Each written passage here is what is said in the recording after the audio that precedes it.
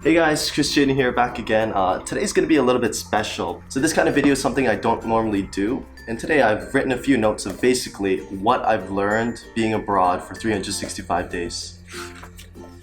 So if you've been following my Instagram feed and my stories, and I might have left a few comments or posted some pictures where I'm actually not in Canada anymore. And for the past year, I've been experiencing so many new things here in Hong Kong. And it's honestly just been so awesome, and I thought that being a whole anniversary and all, I would take the time to talk to you guys and kind of update you, also give you some tips and advice from my own experience of how to, I guess, adapt to being in a different country. So this is kind of like a what to expect video. From my own personal experience. Maybe if you guys are out there looking to move abroad, not necessarily to Hong Kong, but maybe to China, maybe to Singapore, maybe to South Korea, maybe to Japan, so that you won't have so much of a culture shock and maybe you'll have an easier time adapting to the local culture. So if you're wondering if this video is for you, I can kind of tell you that this video is probably directed to around maybe 3 different groups of people. 1, you're just curious of what life is like abroad. 2, you've already found a country that you want to move to. Or 3, maybe you're already here. But basically this is a pretty, maybe not an in-depth guide, but this is kind of like a breaking the ice for what it's like to live in a different country. So my first point, surprisingly, is be ready to make a few trips back. Now I know that you guys are thinking that, aren't we talking about being in a different country? Well yeah, but there's always that off chance that you'll forget something that is really, really important. Maybe you forgot your bank pin, or maybe you even forgot to file your taxes, or just something really, really important that kind of draws you back to your old country. Otherwise, things are not going to turn out the way you want it to. So even if it does happen to you, don't panic because things happen and it's just part of life. So that's my first point. So my second point is basically that I know that a lot of you who are looking to move abroad are really interested in learning another language. One of my words of advice is that language proximity is not the same as language immersion. If you followed me up to now, you know that I spent most of my life in Canada because I was born and raised there. And actually, my upbringing was mostly done in English. So one of the main reasons of coming to Hong Kong is that I wanted to improve my Chinese, both my Cantonese and my Mandarin Chinese. What I found was that being in a different country did not actually translate directly into me learning a new language. It kind of makes sense. You can't automatically learn a language just because you're in a different country and just because you spend time there. So it's all about the actual immersion and the exposure to the language. And exposure is definitely important. For example, I've been using Duolingo for over 300 days now, almost a year. And I might actually make a video on that because I'm about to hit my 365-day hot streak on Duolingo. So there are 2 main types of exposure I want to talk about. The first one is passive exposure and the other one is active exposure. So passive exposure is like when you go grocery shopping or when you go clothes shopping, and basically the people around you, the ambient noise, you hear a lot of the languages that you're trying to learn. Now you might not be able to understand what the people are saying, but it's really important to key in to see how people are talking, the kind of tones they're using, what kind of emphasis they're using.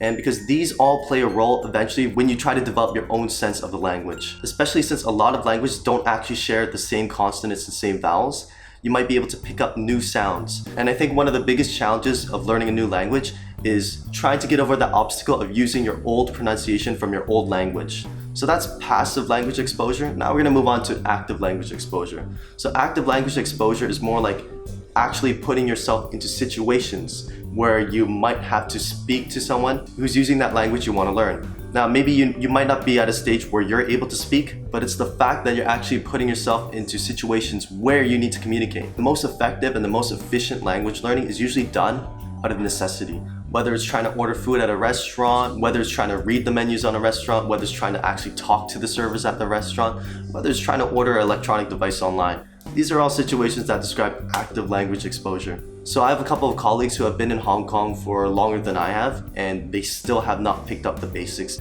And the reason why is they've never seen the necessity of learning a new language. And when they finally realize that necessity, they're not actually actively putting themselves into those situations where they need to use the language. So yeah, that's my second point. Language proximity is not language immersion.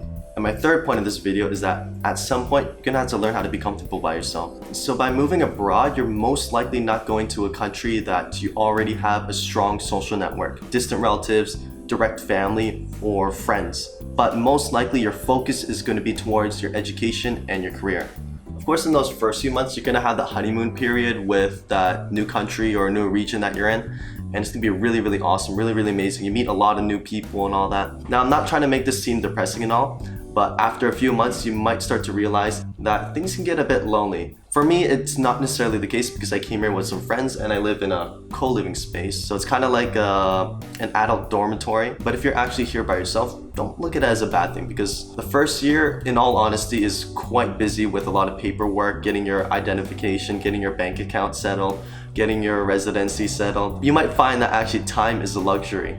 Which brings me to my next point. Time is a luxury and convenience is your friend. So as I mentioned in my last point, you probably won't have a strong social network here. And since you're moving to a new country, your finances probably have to start from scratch.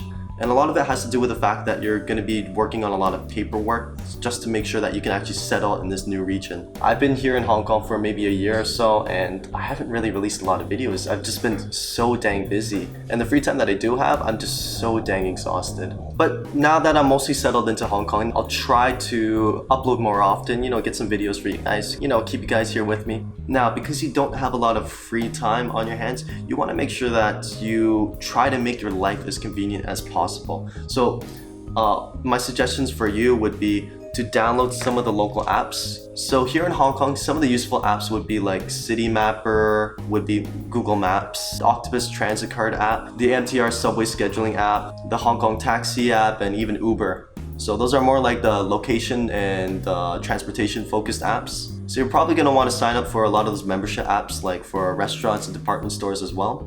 So I can think of maybe something like McDonald's, Muji, Broadway, Uniqlo, all those big stores that basically you could accumulate points, as well as you can find a lot of discounts, and yeah, it basically makes your life easy for you because everything's at the touch of your fingertips. So finally, I want to go into more like service and shopping apps, things like Taobao. I know it's mostly in Chinese, but the best way to use Taobao, honestly, is just to use a dictionary, type it in English, and input those words into Taobao, and then just search for things. You'll generally find something that is related, and after that, you just need to pick the listings that are really popular, have good reviews. I know people are saying like there's a lot of fake reviews, which is true. Things at some point when it reaches the thousands, you know that a lot of real people are buying it too. So if they're actually purchasing the product, it really does say something about its quality. And Taobao is actually the Chinese equivalent of AliExpress. AliExpress has all the same listings as Taobao, but Taobao is in Chinese and much cheaper. So for service-related apps, I'm talking about things like Uber Eats, FoodPanda, Eat-A-Go, and BloomMe, because these are really useful if you want to buy takeout or if you want to make a booking or reservation at restaurants or maybe at salons or a variety of things. So that's for apps and technology.